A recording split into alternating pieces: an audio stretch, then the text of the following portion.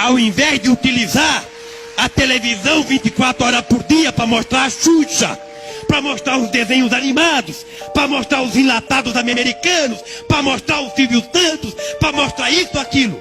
Por que não se elabora, através da Universidade Brasileira, um programa de educação sexual desse país? Um programa de educação sexual desse país. O capitalismo está com os dias contados. Está mesmo. Está moribundo. Ainda bem que a natureza, contra a vontade da humanidade, criou esse monstro chamado coronavírus. Uai, seu app de vídeos curtos.